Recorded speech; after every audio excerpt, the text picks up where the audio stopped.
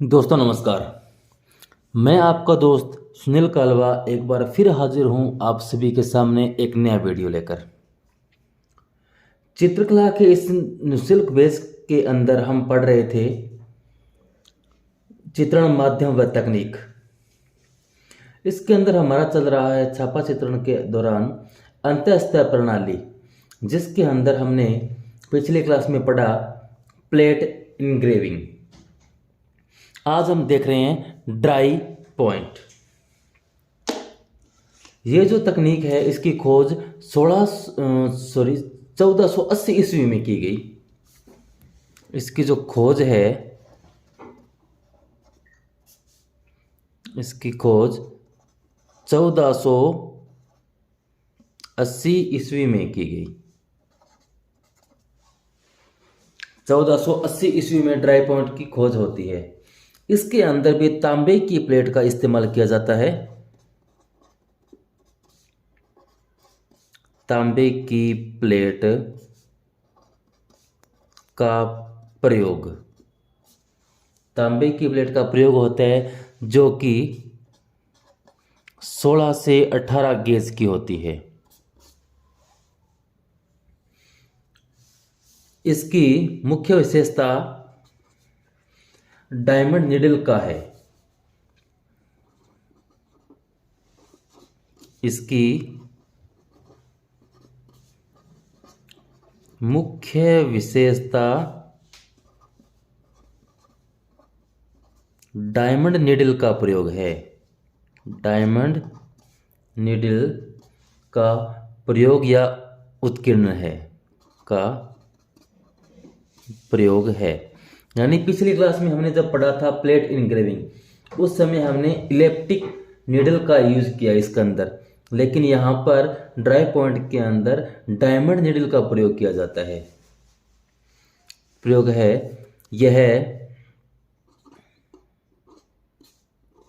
यह नीडल जो है, यह नीडल बर प्रकट करती है। बर प्रकट करती है। बर से हमारा तात्पर्य है दोहरी रेखा प्रभाव या दोहरा रेखा प्रभाव। यानी जब यह प्लेट इस तरह इसके चलती है तो इसके साइड में दोनों तरफ जो परत है वो कटकर जम जाती है, तो उसका एक सतह सी बन जाती है।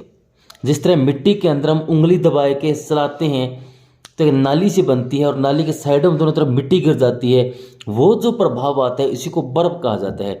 यही इस नीडल का मुख्य विशेषता है कि जब डायमंड नीडल से प्लेट के ऊपर उत्कीर्ण किया जाता है, खोदा जाता है, उसको चलाया जाता है, तो वह भी उस प्लेट का जो हिस्सा थोड़ा कटकर बाहर जो निकलता है वह एक उसकी नाली के हिसाब से बन जाती है। तो दोनों तरफ एक लेयर बन जाती है जिसको बर कहते हैं।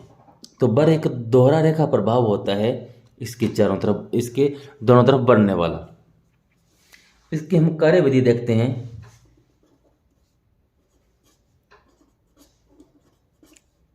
कार्यविधि तो सबसे पहले वही काम हमारा प्लेट सफाई। प्लेट की सफाई की जाएगी सबसे पहले। इसके बाद रेखांकन होगा, रेखांकन किया जाएगा।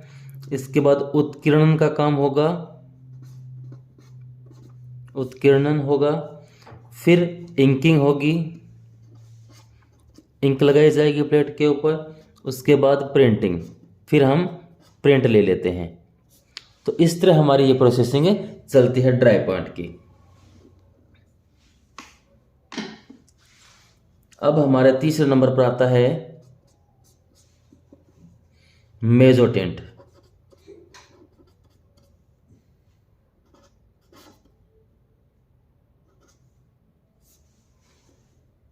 मेजोटेंट हम बात करें मेजोटेंट, जिसको अर्ध टोन कहा जाता है। अर्ध टोन यानी आधी तान, अर्ध टोन या अर्धतान, आधी तान।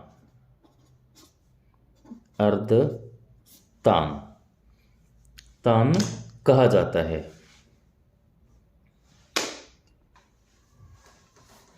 बात करें इसकी खोज की,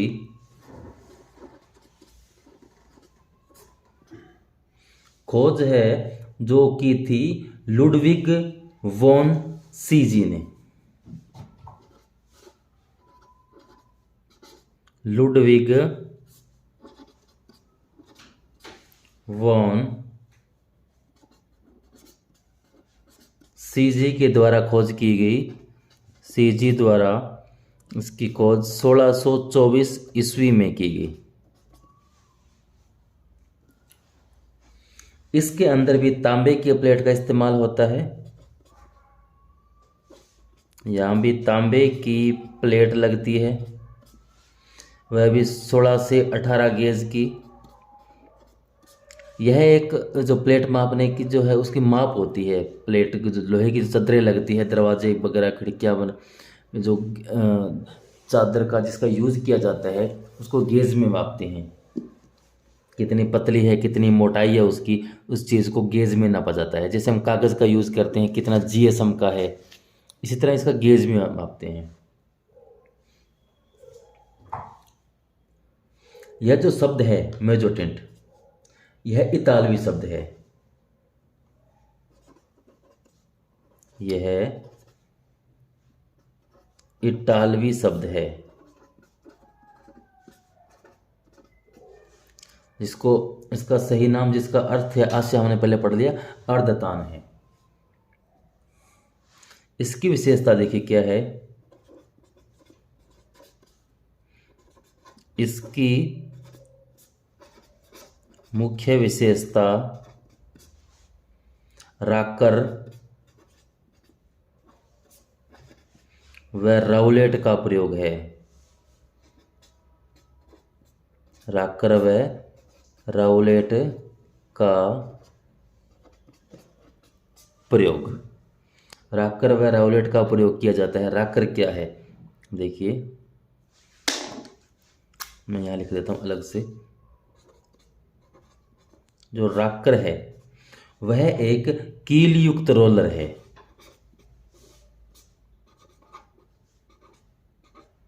कील युक्त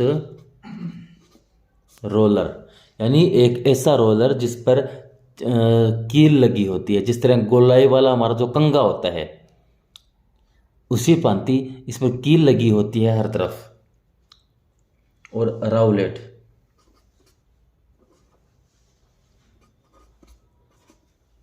राउलेट यह कील युक्त एक चक्र होता है।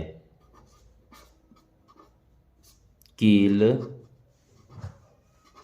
युक्त चक्र, यह कील युक्त एक चक्र होता है। इनके इस्तेमाल से प्लेट में छिद्र किए जाते हैं। प्लेट को छिद्रित करने के लिए काम आते हैं राउलेट और रोकर, दोनों के दोनों। और इसका इस्तेमाल करते हैं हम मेजोटेंट में। मेजोटेंट। अब हम देखते हैं इसकी कार्यप्रणाली।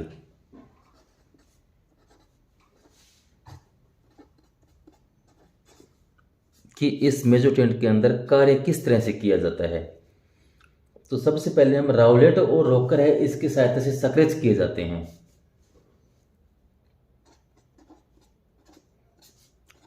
प्लेट पर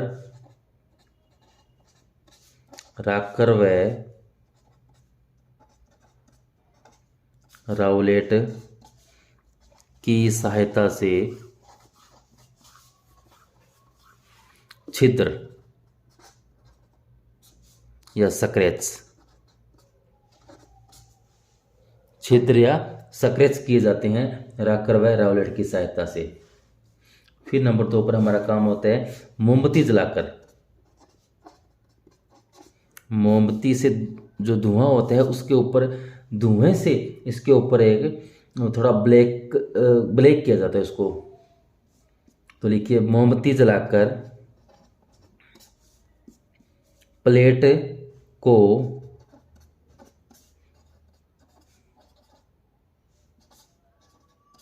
छिद्र वाली साइड से काला किया जाता है, फिर से काला करना, यानी पहले प्लेट के अंदर जो छिद्र कर दिए हैं और अब इसी साइड में मोमबत्ती जलाकर इसको थोड़ा काला किया जाएगा, ताकि जो छेद किए हैं एक बार सारे ढक जाए। उसके बाद रेखांकन करना, उसके बाद रेखांकन किया जाएगा,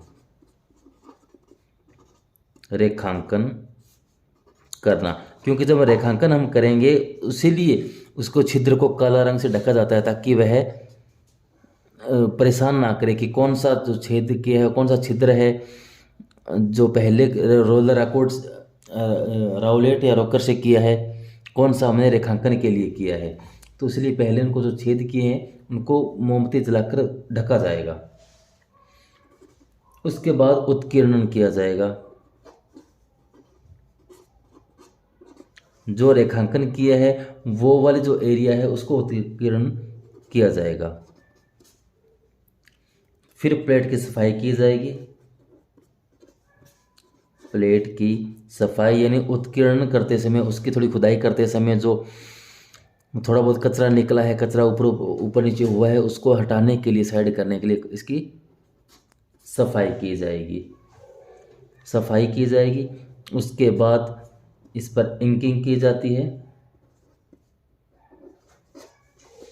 इंकिंग की जाएगी और फिर आप लिखिए नंबर 7 पर, इसका काम हो जाएगा प्रिंटिंग, और फिर इसका प्रिंट ले लिया जाता है, प्रिंटिंग किया जाता है।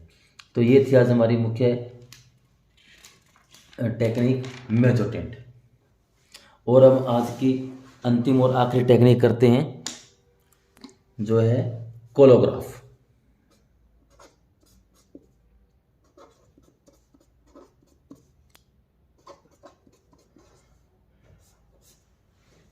कोलोग्राफ,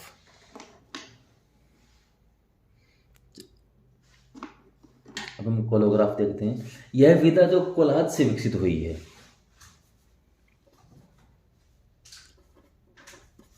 यह विधा, यह जो तकनीक है यह कोलाज से विकसित है, कोलाज से विकसित है। इसकी हम कार्य प्रणाली देखें, प्रणाली यानी कार्य प्रणाली। इसके अंदर नंबर 1 पर हम बात करें तो मोटा गत्ता, कार्डबोर्ड या माउंट बोर्ड लिया जाता है। मोटा गत्ता या आप कार्डबोर्ड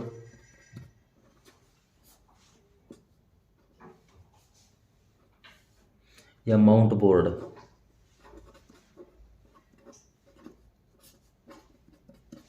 माउंट बोर्ड लेना, यानी माउंट बोर्ड लेंगे सबसे पहले हम।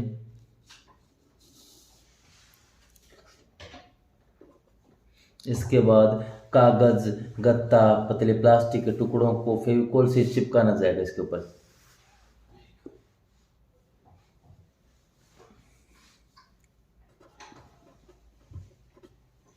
इस पर कागज,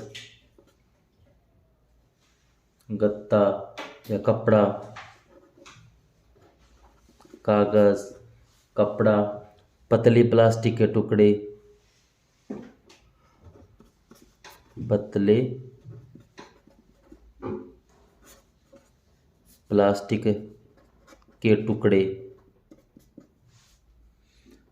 इसके अलावा कुछ और सामान जो लिए है उनको चिपकाया जाता है, इसके फेविकोल से चिपकाना, टुकड़े आदि को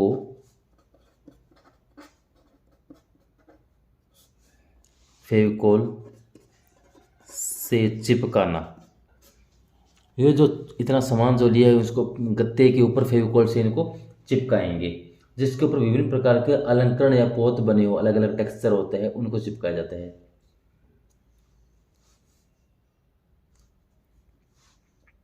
फिर आगे हमारी प्रोसेस रहती है कि इसके ऊपर फेविकोल से 2-3 लेयर लगाना।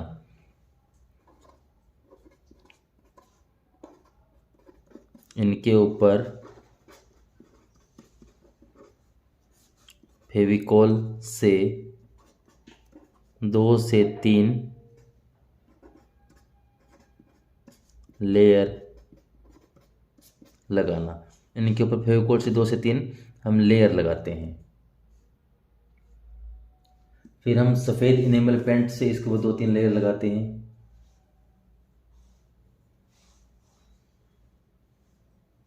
इसके ऊपर फिर सफ़ेद इनेमल पेंट है,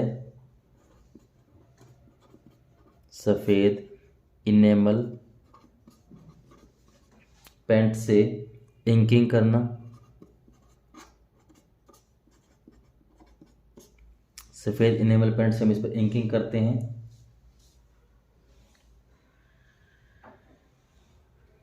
इंकिंग करते हैं या इसके ऊपर ये केवल 2 से 3 लेयर लगाना, पेंट से इस पर लेयर लगाने हैं, लेयर लगाना है, इंकिंग करना है या लेयर लगाना है। इसके ऊपर सफ़ेद पेंट किया जाएगा। उसके बाद हम ब्रश या रोलर से इंक लगाते हैं। ब्रश या रोलर से इंक या जो स्याही है वो लगाना, स्याही लगाना। फिर जो एक्स्ट्रा इंक जो लगी है उसे पोंछ लेना।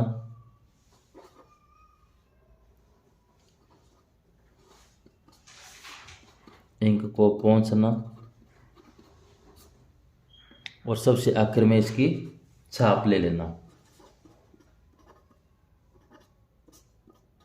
छाप लेना।